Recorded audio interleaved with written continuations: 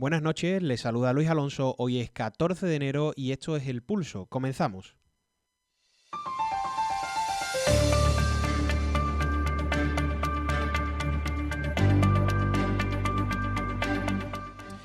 Bueno, pues el 2025 se acabó y se acabó con una gran tensión en el mundo, donde, bueno, como este 2026 que va a empezar, que ya está apuntando manera. El día 3 nos llevamos todos una grandísima sorpresa cuando se publicó que Estados Unidos había atacado Caracas y detenido a Nicolás Maduro. La verdad que yo cuando vi la primera foto pensé que era coña, pensé que era una IA o algo, no me lo creí.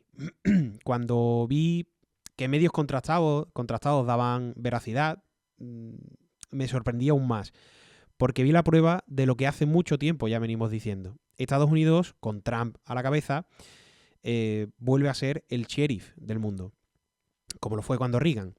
Todos podemos estar de acuerdo en que Maduro es, o era, mejor dicho, un dictador, y que con casi toda seguridad sus trapicheos cada vez más descarados eran para llevarse el dinero de Venezuela. Todos estaremos de acuerdo en que era un payaso y que gobernar, no gobernó nunca nada. Pero lo cierto es que aun siendo un usurpador del poder y un presidente ilegítimo, igual que Delcy Rodríguez ahora, lo de Estados Unidos es un secuestro de un mandatario internacional. Y aquí nadie ha dicho nada. Nadie va a mover un dedo por este individuo, eso lo sabemos todos. Que debería ser juzgado por todo lo que ha hecho en Venezuela. Tanto él como los hermanos Rodríguez, como otros muchos que han estado en esta supuesta revolución bolivariana. Pero eso no da derecho a que una nación extranjera pueda detener y enjuiciar a un presidente. Estados Unidos no es quien manda en el mundo, por más que sea quien más fuerza tiene o quien tiene un ejército más desarrollado. Más aún cuando ha quedado patente que la intención no fue liberar a un país de su opresor, ni siquiera una cuestión democrática. Ha sido un movimiento digno de cualquier usuario de juegos de geopolítica. Quitas a un dictador para poner a otro que te dé lo que tú quieres. Hemos vuelto a los años 80 otra vez. Por otro lado, donde sí ha habido una verdadera revolución es en Irán. Parece que aunque tarde, los iraníes se han levantado y están en las calles. Están reclamando el fin de los ayatolás. Dicen que hay miles de fallecidos regando las calles de Teherán. Algunas fuentes, hablan incluso de más de 10.000 fallecidos y otros muchísimos detenidos. Prácticamente todo el que esté en la calle cuando hay toque de queda es considerado un traidor, un hereje, una escoria humana para ellos, provocando así su inmediata detención y desde hoy hemos sabido que su ejecución pública. Allí la policía está tirando a matar contra los manifestantes. Dice Trump que luchen, que la ayuda está en camino. Mientras tanto, Estados Unidos está retirando a su personal de las embajadas y de las bases militares de la zona porque Irán, o al menos los ayatolás, ya han dicho que si Estados Unidos e Israel se deciden a lanzar una ofensiva militar contra Irán, ellos atacarán las posiciones militares contrarias en la zona. Tendremos que esperar un poco para saber si este nuevo rol de Estados Unidos se hace presente también en Oriente Próximo. No en vano, llevamos décadas amenazados con la Tercera Guerra Mundial. Quizás ahora sí que esté llegando de verdad. Y luego dice el colega que quiere el Nobel de la Paz, el tipo del color naranja. Por otro lado, también en estos días en los que no han tenido que sufrir mis peroratas semanales, se ha llegado a un acuerdo entre la Unión Europea y Mercosur que está generando, que se genera así, por tanto, el mayor acuerdo comercial de la historia. Así lo han catalogado ya también más de uno de los países que integran Mercosur, como son Argentina, Brasil, Paraguay y Uruguay. Este acuerdo, que como digo, lo han cerrado con la Unión Europea, supone la reducción de aranceles, el acceso entre mercados y eliminar normas y regulaciones. Lógicamente, esto ha provocado ciertas protestas de los agricultores españoles y especialmente de los andaluces, que lógicamente pues arguyen que se está dejando entrar tanto producto hispanoamericano en Europa, se reduce las posibilidades de ventas nacionales. Y es cierto, aunque quizás los agricultores deberían aplicarse más en los productos de alto valor añadido, porque son esos los que suponen una menor cantidad de tonelaje, pero una mayor cuantía económica. Por otro lado, ¿qué más les cuento? Pues les cuento que en estos días ha salido Jordi Sevilla, el que fuera ministro socialista en la etapa de Zapatero, y que durante mucho tiempo ha sido el gurú del PSOE. Ha salido a decir que Pedro Sánchez es un dictador. Bueno, no exactamente así. Ha dicho que la deriva del PSOE es intolerable ya y que, que hay que empezar a replantearse cosas. Jordi, al parecer, se señala a sí mismo en pro de un grupo de socialistas que no quieren quemarse políticamente. Pero en su vídeo sí que es verdad que salen unos 40 que se ve que no les importa. Son los valientes del PSOE. Estos deben de ser los resentidos aquellos que decía el ministro Puente. Lo que sí es cierto es que electoralmente cada vez es más grande el hueco que ocupa la derecha y cada vez más pequeño el que ocupa la izquierda.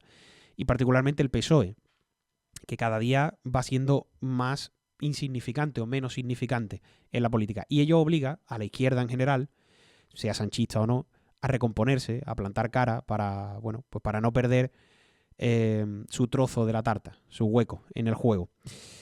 Y por último les cuento que el temita de la financiación autonómica, que es el tema del día de hoy, la ministra María Jesús Chiqui Montero ha presentado a las comunidades el nuevo sistema.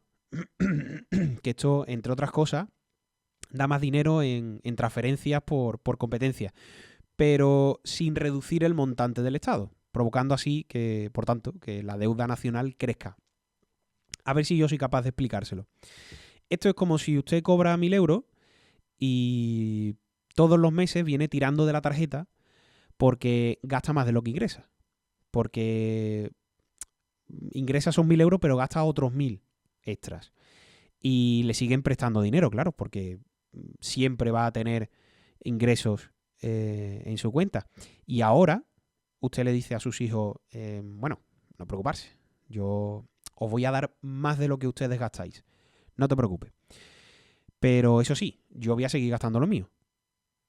Y luego cuando lleguen los pagos del banco, pues da igual si eran mayores o menores, o si has gastado más o has gastado menos, que como la deuda es de la casa, pues aquí pagamos entre todos.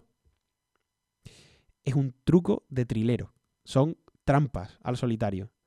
Los 21.000 millones que hoy reparten, mañana los cogerán de los autónomos, del IVA, de las miles de regulaciones que han puesto a lo largo de 2024 y de 2025. Sin duda, no hay más verdad que no se puede ganar limpio con las manos sucias. Son las 10:08, tomemos el pulso a la actualidad.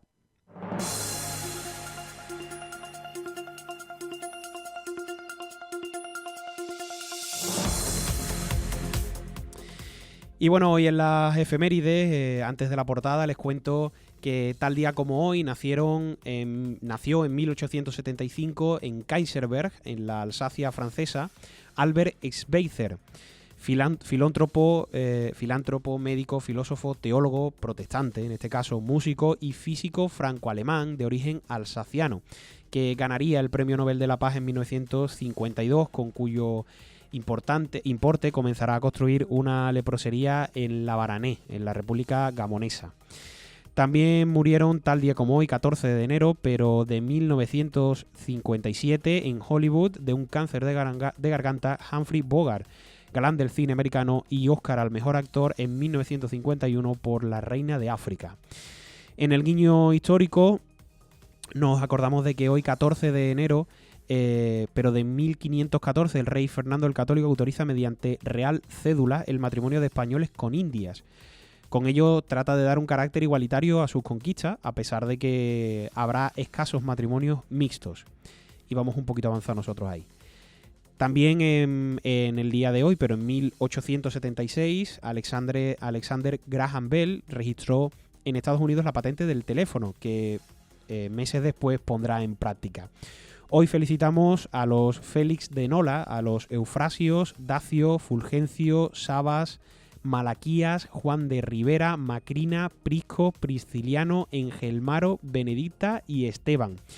Y por último, recordar que hoy ha sido el Día Mundial de la Lógica, así que, pues lógicamente, nos felicitamos. En portada hoy tenemos que la noticia breve, la financiación autonómica, que vuelve a estar en el centro del debate político en España. La vicepresidenta y ministra de Hacienda, María Jesús Montero, ha confirmado que el nuevo modelo de financiación será voluntario para cada comunidad. Esto significa que los gobiernos regionales podrán decidir si adoptan el nuevo sistema o mantienen el actual. ¿Pero en qué consiste este nuevo modelo? Pues la propuesta busca un reparto más equitativo de los recursos públicos, teniendo en cuenta criterios como la población ajustada o la capacidad económica de cada región. Al menos eso dice el PSOE, a diferencia del sistema vigente que favorece a algunas comunidades con mayor rendimiento fiscal. Las comunidades gobernadas por el Partido Popular, como Andalucía, así como dos de las gobernadas por el PSOE, como son Castilla-La Mancha y Asturias, se muestran muy críticas, ya que la diferencia entre aplicar el nuevo sistema o mantener el antiguo podría suponer hasta 21.000 millones de euros más en deuda y, por tanto, un desagravio común. El Consejo de Política Fiscal y Financiera sigue sin lograr consenso y las negociaciones técnicas continuarán en los próximos días. En el ámbito local hablamos del caso de Sandra Peña, porque su familia, de la menor, como decimos, de 14 años que se suicidó en octubre en Sevilla tras un presunto caso de acoso escolar, espera que la sanción al Colegio Irlandesa de Loreto sea la más grave posible. Así lo ha señalado su portavoz, Isaac Villar, tras reunirse con la Consejería de Educación, que asegura que llegará hasta donde le permita la ley. El juzgado ya ha admitido la querella contra el centro por no activar los protocolos de acoso. La familia agradece el apoyo recibido y afirma que seguirá luchando. Hoy ha sido presentado el cartel de la 24ª Bienal de Flamenco, que el acto ha estado encabezado por el alcalde y el autor de la obra, el fotoperiodista Emilio Morenati.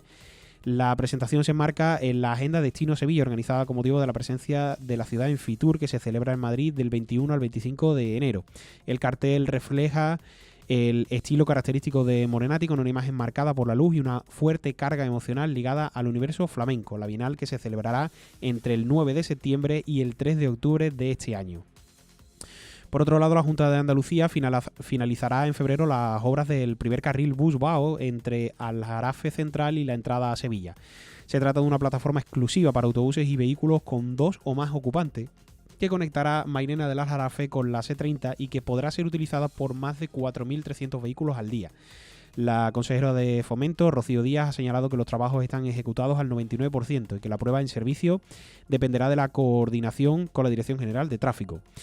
También el Ayuntamiento de Sevilla ha iniciado este miércoles las obras de mejora del pavimento de la Avenida de la Constitución. Los trabajos se centran en el tramo entre el Archivo de Indias y la Plaza Nueva, donde sustituirán las losetas actuales por adoquines para mejorar la estética y la seguridad. Se prevé una duración aproximada de 2 meses y, por tanto, se finalizará antes de Semana Santa.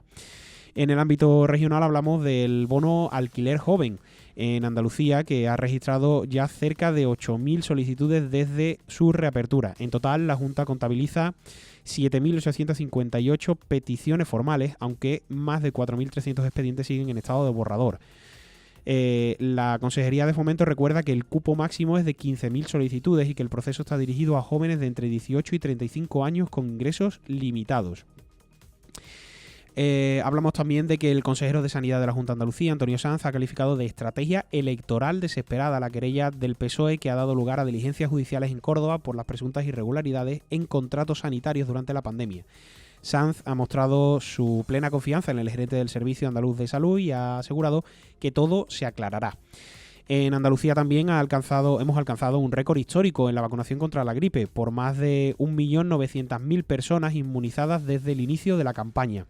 El consejero de Sanidad, Antonio Sanz, ha destacado estos datos, aunque ha recordado que la campaña sigue abierta ante el elevado riesgo de contagio de infecciones respiratorias. La incidencia de estas patologías continúa en niveles epidémicos, pese al descenso de los casos de gripe. En las listas por Andalucía, pues Esperanza Gómez encabezará la candidatura de Por Andalucía por la provincia de Cádiz en las próximas elecciones autonómicas de junio. La decisión impulsada por la Dirección Andaluza de Izquierda Unida y de Sumar ha generado un fuerte malestar en Izquierda Unida Cádiz, que denuncia la cesión de la cabeza de lista a una candidatura sin vínculos con la provincia. Gómez, actual parlamentaria andaluza y coordinadora de Sumar en Andalucía, lidera una coalición que afronta un escenario electoral muy fragmentado en la izquierda gaditana. En el ámbito nacional, hablamos precisamente de esto de la financiación autonómica, porque el Gobierno ha comunicado a las comunidades autónomas que la adhesión al nuevo modelo será voluntaria, y esto nos lo vamos a saltar porque ya lo hemos comentado. Pasamos entonces al tema de Paco Salazar. La Fiscalía Provincial de Madrid se ha opuesto a admitir a trámite la querella presentada por la asociación Hazte Oír contra el ex alto cargo de la Moncloa y del PSOE, Paco Salazar, por presuntos delitos de acoso sexual y contra la integridad moral. La Fiscalía argumenta que no existen denuncias de las personas supuestamente agraviadas, un requisito indispensable para iniciar el proceso. La querella también incluye a otros cargos, pero se basa principalmente en informaciones periodísticas sin testimonios directos. Por otro lado, Miguel Ángel Gallardo, exsecretario general del PSOE de Extremadura, ha renunciado a su acta de diputado en la Asamblea Regional. Con esta decisión dejará de estar aforado, y el caso en el que está imputado, junto a David Sánchez, hermano del presidente Pedro Sánchez, será juzgado por la Audiencia de Badajoz. Gallardo afirma que renuncia para preservar su dignidad y centrarse en el proceso judicial, asegurando que busca celeridad y justicia. Además, recalca que su compromiso político continúa, aunque sea desde un segundo plano. Hablamos ahora de la Dana, porque José Miguel Baset, ex inspector jefe del Consorcio de Bomberos de Valencia, declaró como testigo ante la juez que investiga la gestión de la catastrófica Dana del 29 de octubre de 2024 y que causó 230 muertos. Baset afirmó que no supo hasta días después que se retiraron bomberos que vigilaban el Barranco del Pollo, y que a las 18:13 horas propuso enviar un mensaje de alerta para que la población permaneciera en casa, pero desconoce qué ocurrió con ese aviso. El mensaje finalmente enviado a las 20:11 horas fue distinto y desconoce quién decidió ese cambio.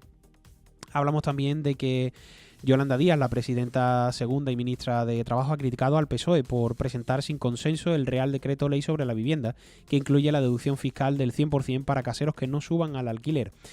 Díaz ha pedido respeto para su coalición Sumar, defendiendo sus propuestas y su trabajo en el Ministerio de Trabajo. Por su parte, la ministra de Vivienda, Isabel Rodríguez, ha respondido que siempre muestra respeto hacia todas las formaciones y que sus verdaderos adversarios son quienes protegen pisos turísticos ilegales y bloquean la construcción de la vivienda protegida. Por último, en el aspecto internacional hablamos de Groenlandia, porque el gobierno danés ha enviado un comando de avanzada a Groenlandia para preparar la llegada de más tropas. En un contexto de tensión por la seguridad nacional que involucra a Estados Unidos, Dinamarca reforzará su presencia militar en el Ártico con barcos, satélites y drones, destinando unos 6.000 millones. Mientras tanto, se espera una reunión en la Casa Blanca entre altos cargos daneses, groenlandeses y estadounidenses para abordar la situación. Hablamos también de Ucrania, porque la Comisión Europea ha propuesto un préstamo de 90.000 millones de euros a Ucrania para 2026 y 2027, destinado en un 66% a apoyo militar y en un 33% a ayuda presupuestaria. Ursula von der Leyen destacó que los fondos favorecen la compra de equipos de Europa y la continuidad del Estado ucraniano. Y hablamos por último de Palestina, porque los grupos palestinos en el Cairo, incluido Hamas, están cerca de abordar la formación de un comité tecnócrata para administrar Gaza en la segunda fase del alto el fuego del Plan de Paz de Estados Unidos. El comité, liderado por Ali Shad, tendrá 18 ministros sin afiliación política y se espera que sea anunciado pronto. Las negociaciones continúan para facilitar la apertura del cruce de Rafah y avanzar en la retirada israelí de Gaza. Y una más, en este caso de China, que mantiene un perfil bajo ante las protestas en Irán, su mayor socio comercial y principal proveedor de petróleo, y ha pedido a Estados Unidos que no intervenga. Pekín, aliado estratégico de Teherán, no ha revelado si mantiene contacto con el régimen y sigue su política de no injerencia. Las protestas en Irán han dejado casi 1.850 muertos y más de 16.700 detenidos, mientras China prioriza la estabilidad regional por sus intereses económicos y energéticos. Y a esta hora, a las 10:19 de la noche, vamos a los deportes.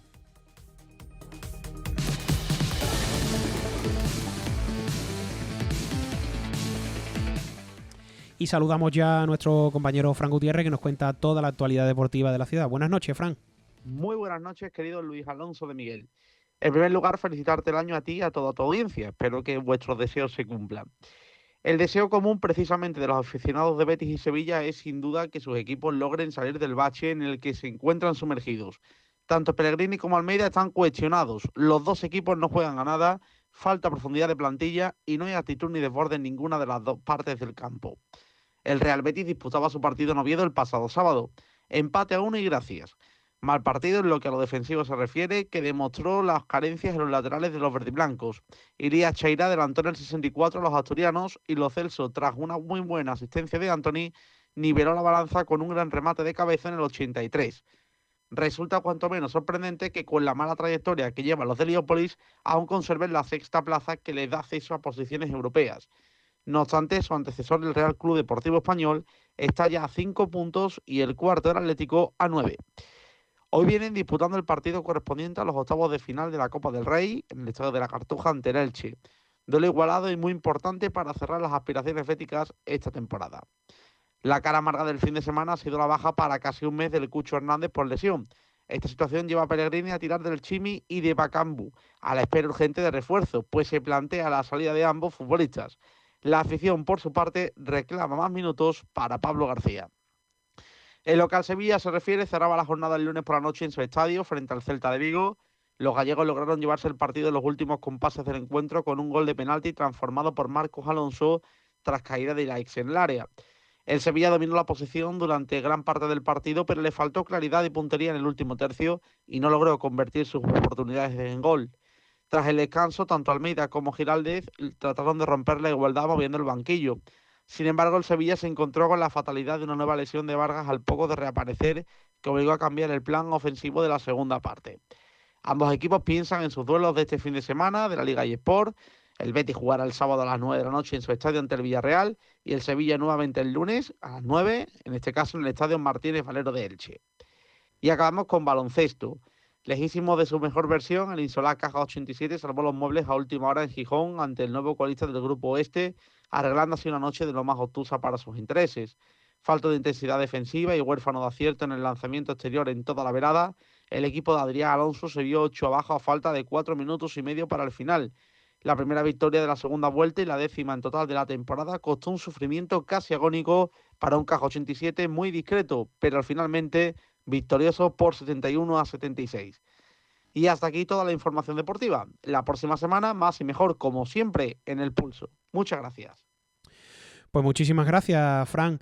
Y ahora, pues como cada miércoles también, nos vamos a escuchar la firma de Carmen Fuentes.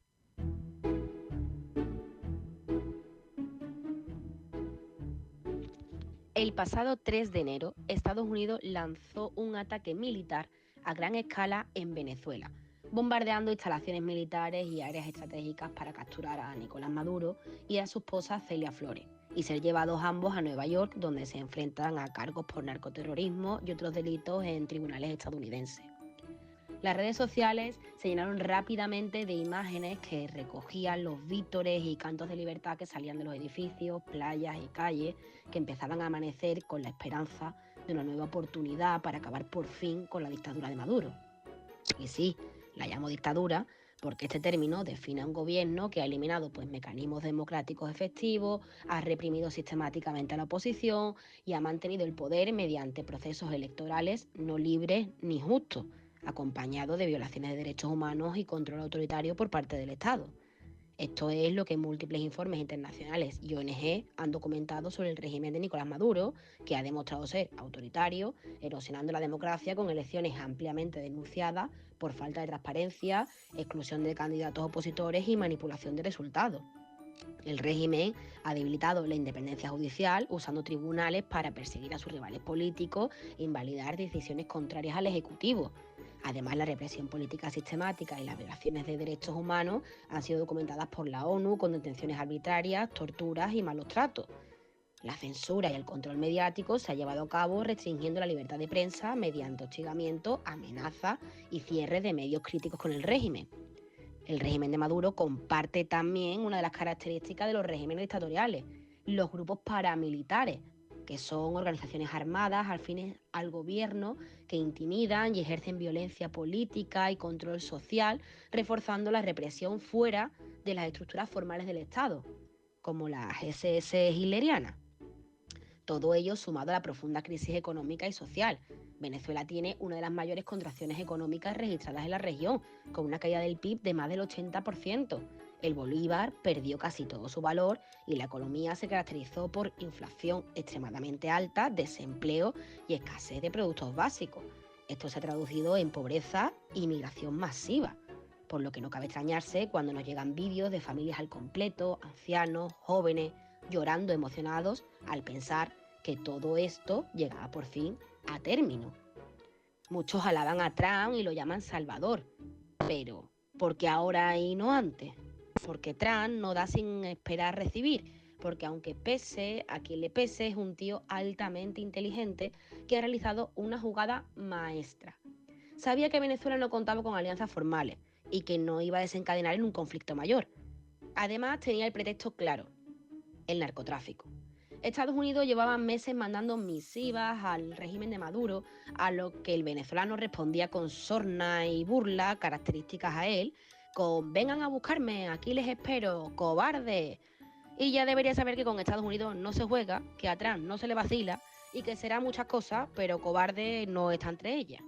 El desenlace de estas provocaciones ya lo sabemos: un Maduro en chándal en una cárcel de alta seguridad de Estados Unidos. Y solo le costó a Estados Unidos 10 minutos conseguirlo. Con esta jugada el mensaje es claro: no me toquéis las narices, que si quiero puedo y que no hay quien nos pare. Esto puede ser visto con orgullo, hasta con envidia, por parte de ciudadanos de potencias menos fuertes y con presidentes pues menos determinados. Pero eso no quita que la pregunta se quede en la mente de todos: ¿qué le va a impedir a Estados Unidos argumentar X o Y y pasarse la soberanía nacional por el Empire State? ¿Quiénes serán los siguientes? Declaró que no contaba con María Corina Machado para nada y que si lo hacía con Delcy Rodríguez, que es la vicepresidenta de Maduro y de las pocas que no han salido por parte de Venezuela. ¿Querrá decirnos con esto quién fue la que le ayudó a perpetrar su hazaña? Sea como fuera, se ha autoproclamado presidente en funciones de Venezuela con un ahora mando yo, tras avisar que la región pues iba a pagar por todo el petróleo que le había sido negado durante los años de chavismo. Muchos venezolanos esto les importa bien poco, porque implica cambiarle el collar al perro, ya que Maduro también les quitaba el petróleo, pero bueno, esperan vivir con mayor libertad, que han podido verla con la liberación de los presos políticos que ha habido recientemente. Sin embargo, muchos están preocupados a ver cómo una potencia extranjera entra en su casa, pega un golpe en la mesa y se autolegitima para explotar sus recursos. Está claro que esto nos deja un nuevo paradigma internacional que vive una fase de tensión muy alta, donde las negociaciones parecen quedar lejos y se comienza a legitimar cada vez más la violencia. Pues muchísimas gracias, Carmen, en este tema que hemos tenido en este final de Navidades. Bueno, pues hace ya bastante tiempo tuvimos en Sevilla la Exposición Universal de 1992, la Expo 92. Fue considerado el tema principal en aquel momento fue la era de los descubrimientos. Pues han pasado, como digo, más de 30 años y la importancia que tuvo aquella Exposición Universal para Sevilla es enorme. Solo hay que ver el cambio urbanístico que conllevó y, lógicamente, el cambio social. Bueno, pues para proteger, promocionar y preservar de alguna manera el legado cultural, social y económico que generó aquella Exposición Universal de 1992, existe una asociación, que es la Asociación Legado Expo. Y hoy tenemos con nosotros a su presidente, Rafael Ruiz. Buenas noches, Rafa. Hola, buenas noches. En primer lugar, quería preguntarte, para quien no conozca concretamente la Asociación Legado Expo, ¿por qué nace y qué es la Asociación Legado Expo? Bueno, pues nuestra asociación nace ya hace más de 15 años, alrededor de la posibilidad que hubo, que gracias a la presión ciudadana pues no se llevó a cabo, del derribo del pabellón de Hungría, que pues es uno de los iconos de la exposición. La propia ciudadanía se organizó para que ese derribo no se llevara a cabo, y gracias a eso pues las administraciones públicas declararon bien de interés cultural varios edificios de la Cartuja, ¿no? Y a partir de ahí pues estas personas que se habían movilizado pues decidieron crear una asociación ciudadana para preservar la memoria de de un acontecimiento que cambió por completo pues a la ciudad, ¿no? Un acontecimiento fundamental en la historia de Sevilla. Claro, porque lo que supuso la Expo 92 para Sevilla duró o ha durado mucho más de los 6 meses que duró aquella muestra, ¿no? Sí, la verdad es que la ciudad había estado, pues, digamos que en un letargo durante muchas décadas, ¿no? Ujú. Y sirvió, pues, para actualizarla.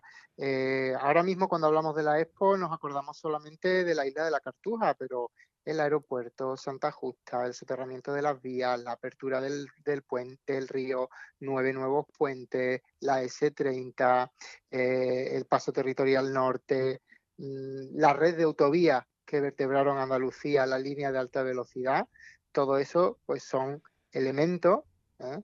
que se configuraron, se construyeron con la excusa de la exposición universal, con el motivo de la exposición universal, porque había que mostrar que España era un país moderno y que estaba abierto al mundo, y el escaparate fue Sevilla. Además, no solo, más allá de todo el cambio urbanístico que tú mismo estás mencionando, hay un legado intangible de la Expo, ¿no? Unos cambios sociales, culturales, un cambio de mentalidad que hubo en la ciudad, ¿no? Efectivamente, además es una ciudad que normalmente peca de ensimismada, ¿no? Que la verdad, como decía Antonio Gala, los sevillanos piensan que viven en la mejor ciudad, en la ciudad más bella del mundo, y quizás tengan razón, ¿no? Y bueno, Sevilla es una ciudad que por su propia forma de ser, pues siempre se mira a sí mismo y tiene muchísimas razones para hacerlo. Pero fue una manera de darnos un toque y ver que estamos en un mundo global. Además, Ujú. fue la primera antesala de esta globalización, ¿no? Y fue una manera también de que mucha gente vino, conoció la ciudad, la gente se relacionó con gente de otros lugares y puso a Sevilla en el mapa, ¿no? Ujú. Y nos han quedado muchas cosas, incluso hasta en nuestra forma diaria de ver. Y yo siempre, hay gente que viene aquí a Sevilla y se sorprende de que por qué sabemos hacer también una cola.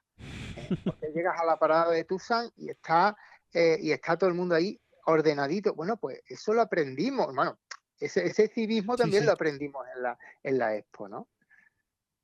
¿Tú crees que Sevilla es consciente de la magnitud de esa transformación que vivió o con el tiempo se nos ha ido olvidando? Yo creo que con el tiempo nos hemos acostumbrado a ello, y como pasa siempre, tiene que venir gente de fuera a decirnos lo bueno que somos y lo que tenemos.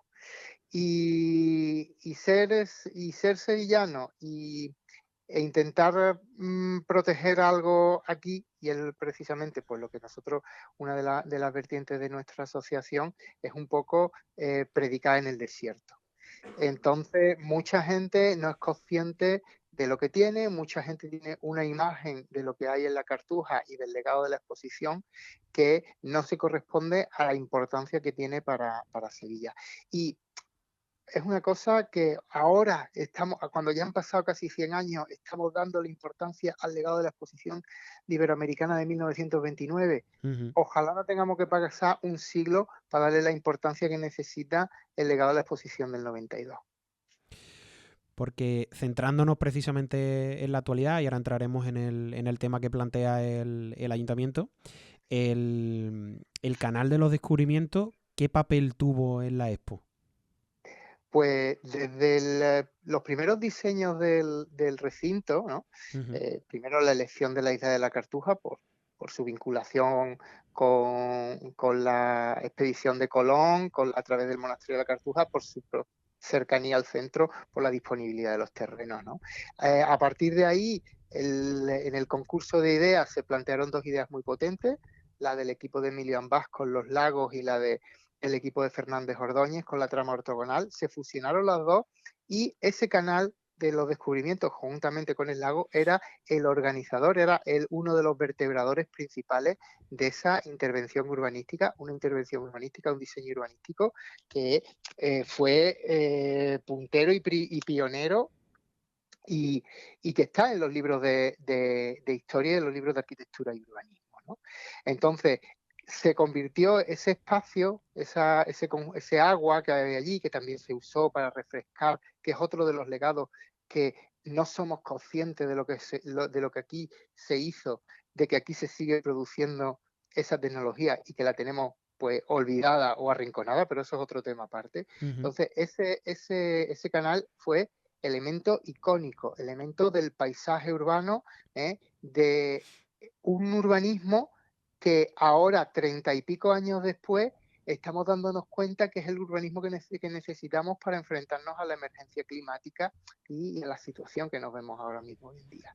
Entonces, el canal de los descubrimientos es parte de ese paisaje urbano y de esa memoria histórica, que además también en ujú. su estado actual de abandono, que se simplifica mucho la historia porque la historia del canal de los descubrimientos y del abandono del canal de los descubrimientos es para escribir un libro, porque ahí hay hay mucha más complicación en lo que es la intrahistoria de esta situación que lo que se nos vende a través de los medios de comunicación o que se nos vende de parte de ciertas partes interesadas, ¿no? Como una Ujú. parte de abandono que lo tiene, pero hasta el propio abandono refleja parte de la historia de la ciudad, ¿no?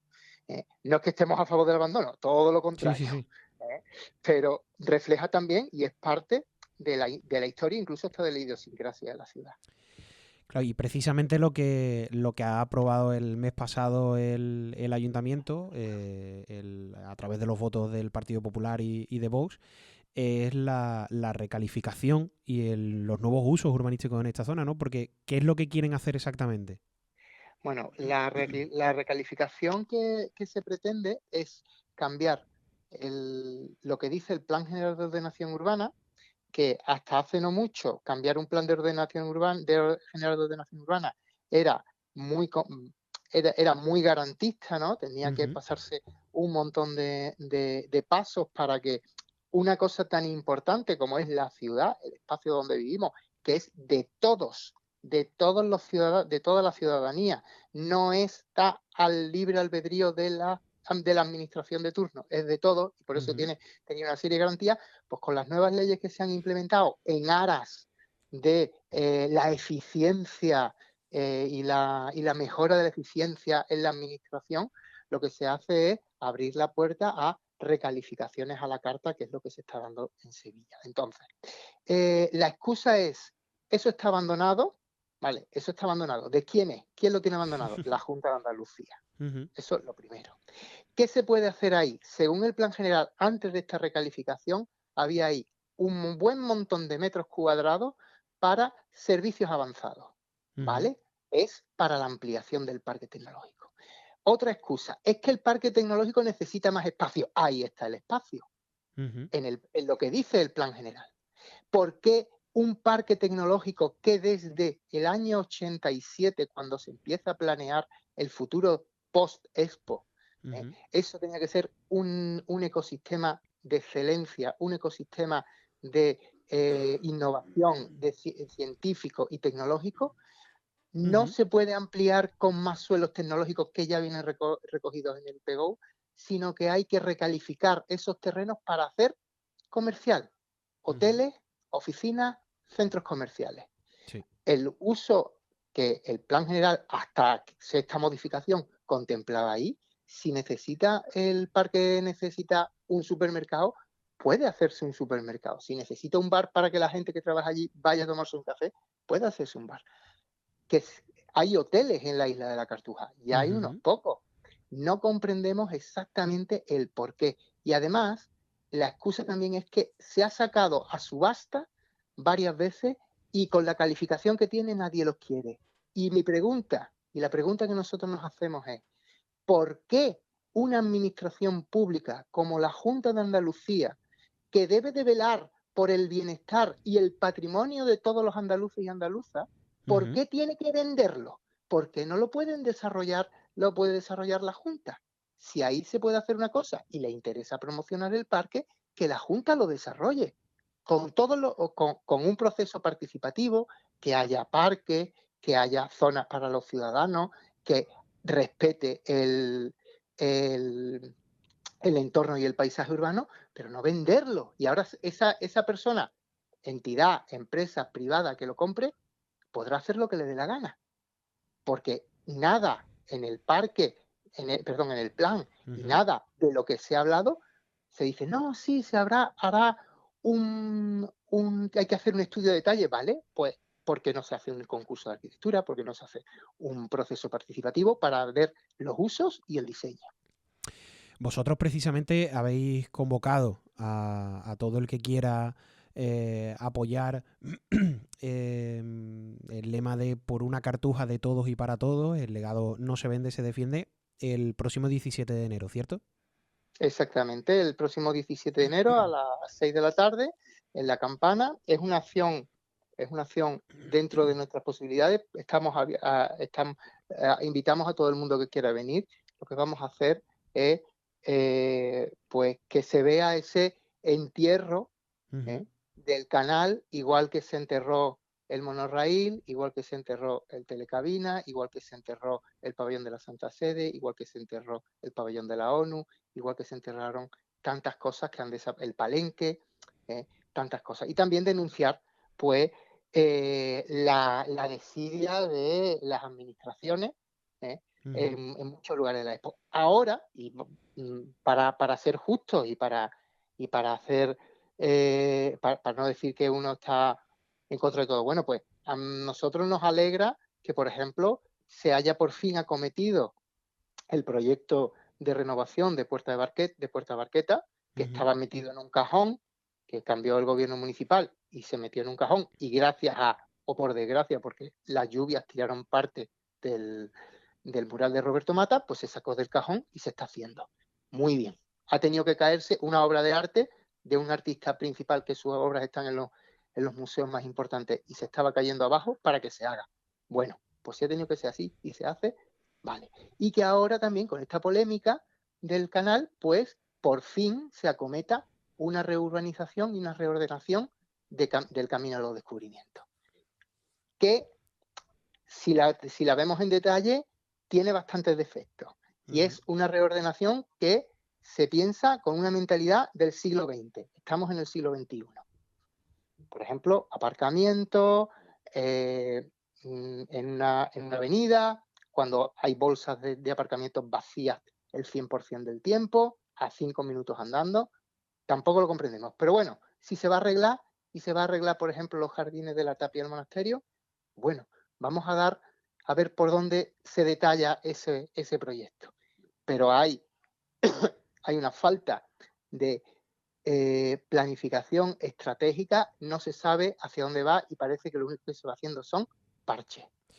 Porque en esta reurbanización, por ejemplo, se va a mantener digamos, el legado urbanístico, ¿no? Las farolas, el suelo original, ¿o va a haber ahí un cambio radical? Por ejemplo, las farolas, sí. Se ha vendido que se van a renovar todas las farolas de la Expo. Bien es cierto que se habían perdido ya muchas en las primeras renovaciones que se hizo del alumbrado, porque por razones de contaminación lumínica, etcétera, del diseño original. Pero las farolas altas, las que son de las avenidas principales, todavía conservaban el diseño original. Un diseño, pues, de primerísimo orden, ¿no? De Perry King y Santiago Miranda, que está en los libros de diseño y está en la historia del diseño industrial español, y que se va a sustituir por unas que se le parecen, pero que ya no es lo mismo. Claro, es que no es lo mismo ir a comprarse un bolso de Louis Vuitton o uno que sea de Louis Pendón. Pues no es lo mismo. Bueno, pero bueno, eso ya es otra lucha distinta, ¿no? Porque el ayuntamiento aprobó inicialmente un plan de protección de elementos de la exposición, una serie de pabellones, una serie de espacios urbanos con su mobiliario urbano, pero también pues, el cambio de gobierno ha hecho que eso esté también en la aprobación definitiva, esté ahí en un cajón. Y claro, mientras que no se haya una aprobación definitiva, todos esos elementos pues están sin proteger, sin terminar de proteger. Y aquí hay un lío muy grande y parece que luego, yo siempre lo digo, dentro de 50 años, pues volverá a aparecer otro ínclito Nicolás Sala Ujú. Igual que tenía su documental y con el Palacio Sánchez Dal, pues todos lloramos, y el Palacio de los Marqueses de Palomares y la operación de la Plaza del Duque, pues dentro de 50 años lloraremos las pérdidas de verdad, pues del Palenque o del auditorio que se cae, que se incendia cada 2 por 3, Mm. o de otros edificios y de lugares pues singulares que tenemos la oportunidad de mantenerlo y no lo vamos a hacer. Porque, ¿qué porcentaje más allá de, incluso más allá de la Cartuja, no necesariamente la Cartuja, qué porcentaje de ese legado que hubo en un momento concreto, en esos 6 meses que disfrutamos de la exposición universal, qué porcentaje ha quedado? ¿O qué nos queda hoy día?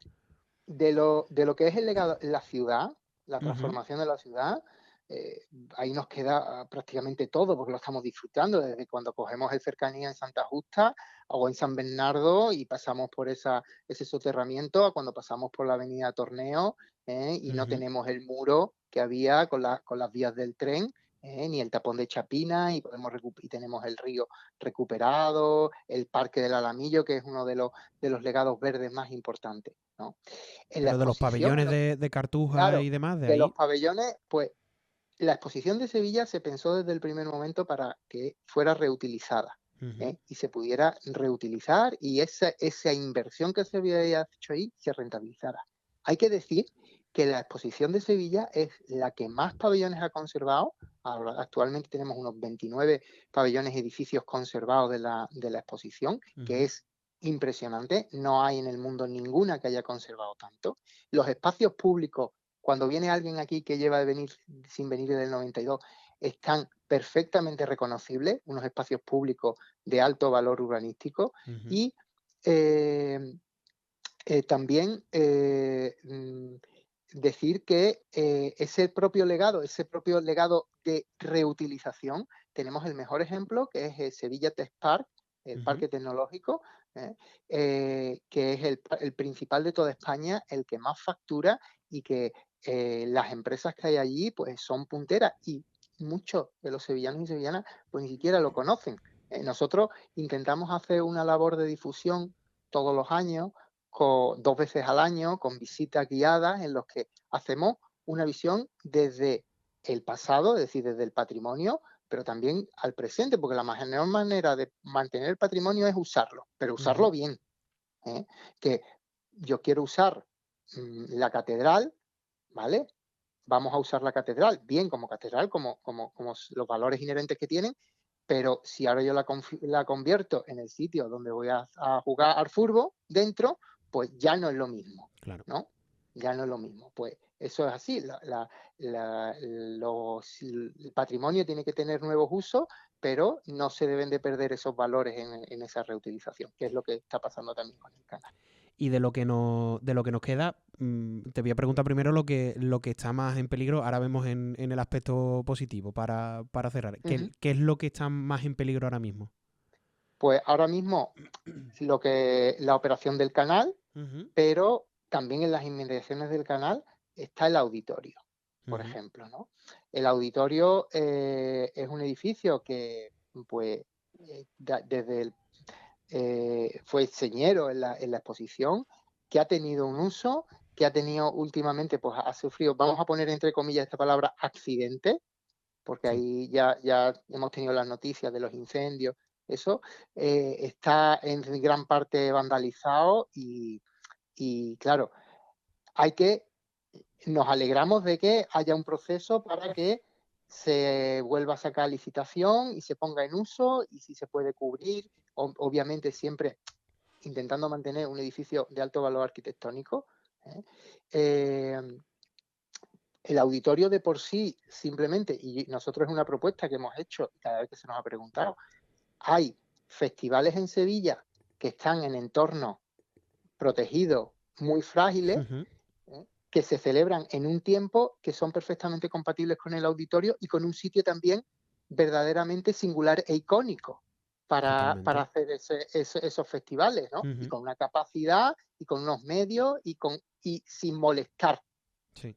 sin molestar a lo que es el normal desarrollo incluso de la propia industria principal de la ciudad, como es el turismo. Bueno, Pues eso, una cosa. Y luego, por ejemplo, los jardines del Guadalquivir, que tienen un abandono importante, sobre todo porque los accesos están bloqueados por ocupaciones ilegales de la vía pública, que llevan años pero años, pasan alcaldes y pasan alcaldes y no se consigue solucionar. Y dentro de eso tenemos una colección de arte impresionante que cualquier museo del mundo mataría por tenerla y está vandalizada en esos jardines del programa Arte en Espacios Públicos.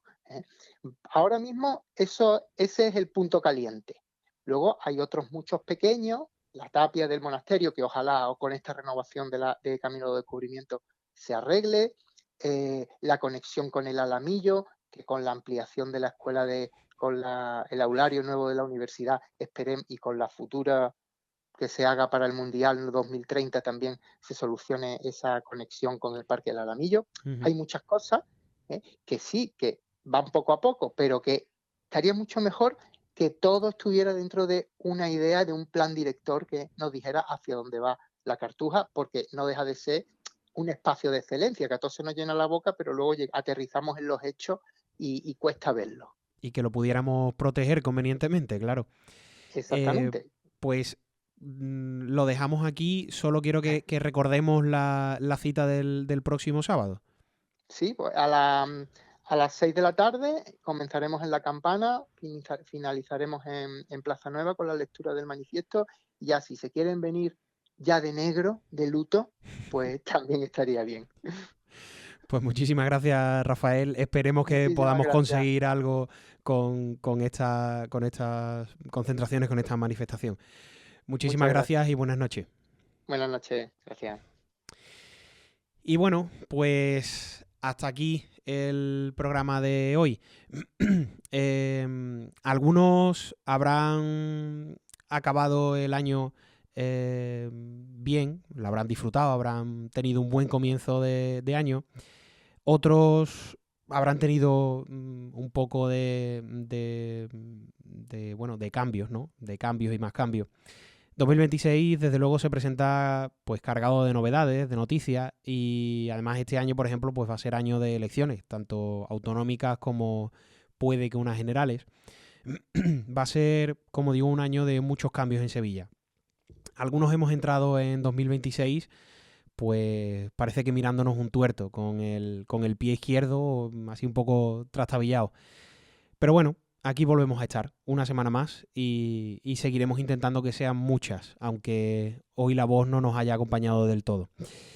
Que sigamos dando noticias y comentándolas cada miércoles. En cualquier caso, les debo decir una cosa. Nunca sean cobardes. No se amilanen, no se escondan en falsos bienestares. Sean felices y disfruten de la vida, porque son 2 días y uno ya se nos ha pasado. A veces no sabemos lo que tenemos y terminamos confundiéndonos mucho más. Pero creo que es mejor lanzarse al vacío que quedarse sentado al borde sin saber si había agua. Un amigo me dijo no hace mucho que es mejor pedir perdón que permiso. Y últimamente lo he convertido en mi mantra. No es fácil, no es barato, se paga su precio. Pero cuando la luz vuelva a salir, veremos que fuera había lugares maravillosos. Lo dicho, sean felices, amen bonito y disfruten de la vida. Buenas noches.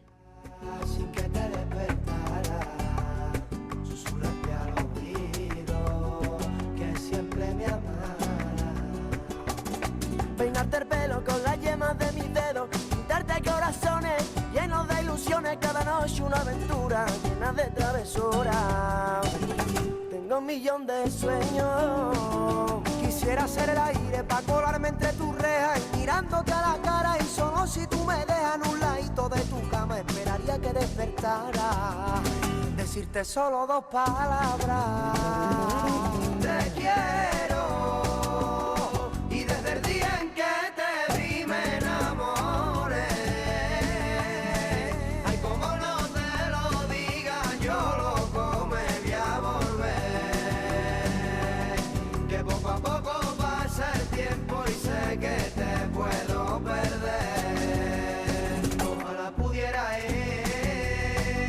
A tu ventana, darte un beso en la cara